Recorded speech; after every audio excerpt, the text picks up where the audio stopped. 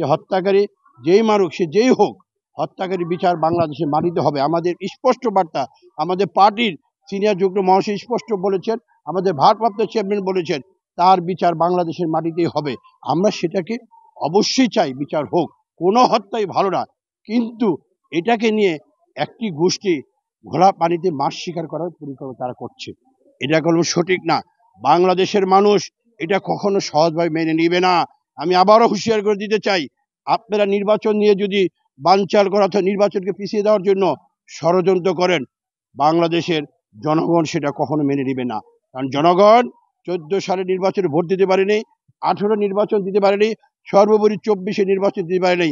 আমি বরাবরই বলি, এদেশের 3.5 কোটি যুবকরা কোনো ভোট দিতে পারেনি, তারা অধীর আগ্রহে বসে আছে ভোট দেওয়ার জন্য।